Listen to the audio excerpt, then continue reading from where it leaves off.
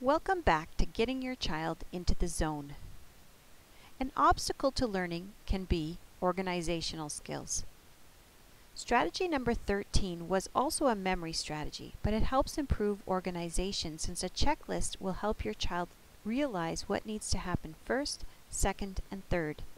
Be sure to walk your child through the checklist a number of times before expecting independence. Some people see the forest and some see the trees. Some see the big picture, some are caught in the details. Strategy number 14 is providing a calendar page just for your child's homework. When your child has homework such as a book report, break the book into numbers of pages to be read each day. That way you too will get an idea if you are behind. Let's say you have to work on speeches. Write down things like, work 20 minutes on the rough draft. Be specific about what needs to be done. Involve your child in this so that they make the decisions of what's reasonable each day. Allow for days off. This is really important. Allow for days off when you know your child has lessons or hockey or something. You will be amazed at how breaking a task down into reasonable steps will ease a child's anxiety. Probably yours too. Teach the child by involving them in this process. Strategy number 15 is designing a space with supplies. Stop the excuses of, I have no pencil, I can't find glue.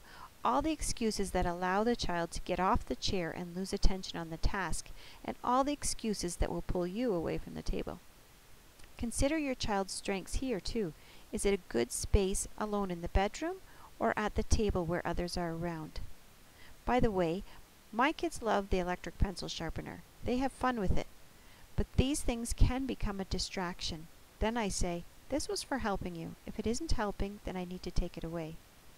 Speaking of distractions, does your child like to start telling you a story to avoid doing their homework? Instead of saying no, say later by putting a dot or something towards the bottom of the page, and then remembering to let your child tell you the story when they get to the dot. Now telling the story became the motivator, and you don't have to feel bad or guilty for cutting off your child's story. But we will get to motivation in a minute. Number 16. It is great to challenge themselves. Many kids really get caught up in this and like to challenge themselves. I have students that will be incredibly focused if there's a time limit. Others do not respond well to this pressure. Brainstorming helps. Can be having your child write himself a note and put the note where he thinks he will see it. It could be having your child put homework in his backpack as soon as it's completed. It could be your child deciding specific timelines, such as, I'll deliver my papers in half an hour, so I'll set my watch for half an hour. Or making an agreement and writing it down that says, I will take a shower Monday, Wednesday, and Friday after dinner. You can organize a school binder together, seeking suggestions from your child about the best way to do things. Letting them brainstorm helps so that you can support them in getting organized. Remember to first help your child through the systems that they set up. Praise their efforts, help him help himself. Doing it for our children does not teach them, and yelling because something is forgotten probably doesn't teach them either. Motivation can be a big obstacle to learning. I don't consider yelling or long lectures to be effective motivators. Me being angry will motivate my children out of fear of being yelled at again, and will probably develop resentment. I really want my children to be inwardly motivated. I want them to believe in themselves and want to work hard. I want them to feel what it feels like when they try a strategy and succeed. Often children are not motivated because they do not understand. Check for understanding. Often a child feels reassured to try something if she sees an example first. Showing an example gives the child a chance to see your expectations. For information to go to long-term memory, our mind needs to find patterns or a relation to past lessons or students' lives. Information needs a hook to hang on. Pictured here is a hair diffuser, and that's an attachment for a hair blow dryer. A student was struggling with the concept of diffusion in science. It was new and confusing information to her, so we started with a past experience to hang the new information on. We started with a diffuser for her hairdryer. She knew it was supposed to spread out the blowing air on her hair. I watched the light go on in her mind as she now understood that diffusion in science was molecules spreading out, just as the air was spreading out from her hair diffuser. Watch your rate of speech. Not talking slowly, but instead pausing between sentences or concepts. Sometimes kids need time to process what you've said before you go on. It's worked for me to count to 3 slowly in my mind, just to keep myself from racing forward. Sometimes frustration hits and the wall goes up. Help your child to recognize that the wall has come up.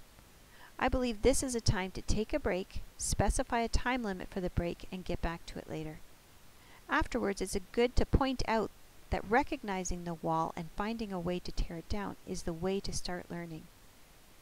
This too can become a strategy you teach your child. My daughter will now say, "Mom, the wall is coming up." And we both know that she does not learn anymore when the wall is up.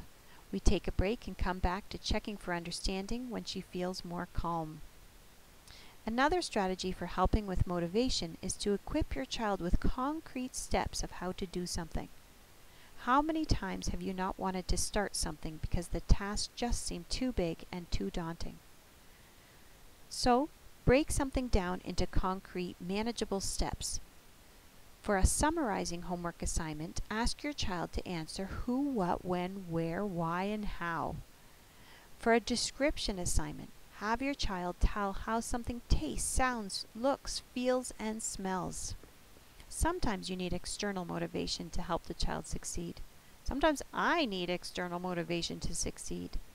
External motivation can also be necessary to help your child experience how good it feels to succeed. I like to advise parents to use external motivation that does not cost money, since your child will always up the ante and you will find yourself in a game of control. Think of what motivates your child. Say it's ice cream. An external reward could be that your child gets to pick the flavor of the family's ice cream for the next shopping trip. Say your child likes video games. An external reward could be 20 minutes of playing a video game with Dad. For young visual learners, here's an easy, quick visual. Download 2 coloring book pictures of the thing like ice cream. Add some color to one and cut it into the number of pieces he needs in order to earn the reward. So if he has to do something 4 times in order to earn the reward of ice cream, cut the colored picture into 4. Hang up the black and white ice cream picture as a visual reminder, and then as the child completes each desired task, have them add one of the colored pieces over top. If your child is not motivated to do his homework, try starting with the toughest question first, usually the last one. Sit and help with that one.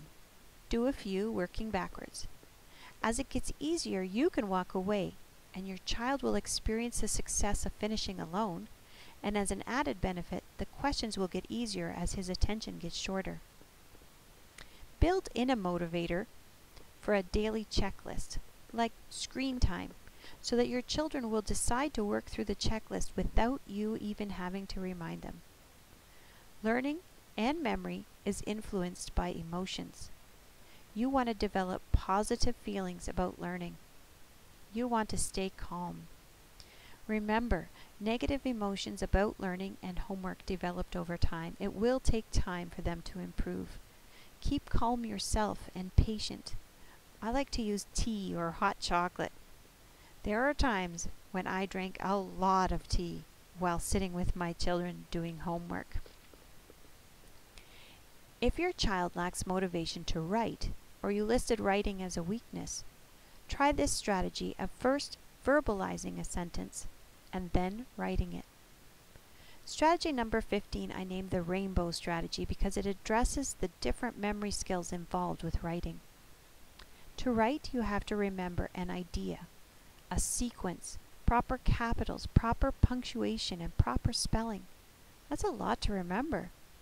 Tell your child that you're going to focus on only one thing at a time. First, write the idea. Then, go back to the beginning of the sentence and read for capitals. Then, go back again and read for periods. You get the idea. Children will say, "That takes too long." I tell them, it takes longer at first, but soon their memory will be able to do 2 or 3 of the colors of the rainbow at a time. I could spend half an hour on just this topic, motivation for reading. Don't worry, I won't spend half an hour. Our library and school have different incentive programs to motivate reading. A child I know, my young son, did not want to read, so we set a 7:45 bedtime with an option to read until 8 p.m. There was no option to go to bed at 8, just the option of reading for 15 minutes when he went to bed at 7:45. My son soon found himself lost in a book.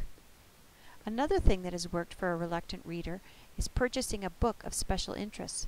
For us, it was superhero encyclopedias. Do small amounts each day instead of huge amounts the night before. Memory work can be posted by the dinner table and the child reads it each day after devotions. Spelling words can be posted on the fridge and read every time someone reaches inside. Or put on spelling words on the dashboard of your vehicle. Remember your strengths and weaknesses. Are you busy driving around? Maybe that'll work. Strategy number 28 is make practice into a game. Strategy number 29, research has shown that sleep allows the brain to strengthen neural connections and deepen consolidation. That just means that as you sleep, all the new information you've taken in during the day becomes more solid. Lack of sleep has also been shown to lower a child's IQ and attention span. It's recommended that, depending on their ages, children need 9 to 12 hours of sleep a night. Children need enough sleep to learn. Lack of sleep lowers the IQ, and behavior caused by lack of sleep can look a lot like ADHD. So to help your child get into the zone, here are 3 questions to ask yourself. Number 1, what are my child's strengths? Number 2, what are my child's weaknesses? What are my challenges? Number 3, what strategies can I put in place to promote learning? Almost done. Your child has a learning task and you want her to be independent. Think about her strengths and weaknesses and put some strategies in place, and you are now teaching in the zone. Your child is learning. This process may need to be repeated with less support until it becomes independent. This takes some thought on your part, but the end result will be worth it, I promise. I know what you're thinking. Well, maybe. You're thinking that there was only 29 strategies when I promised 30. Well, if things go wrong, if you expected learning without supports and everyone got frustrated, don't give up. The last strategy is grace and forgiveness. Tomorrow is another day. Thank you for joining me today. I hope you found 2 or 3 strategies that you can try. I wish you much success getting your children into the zone.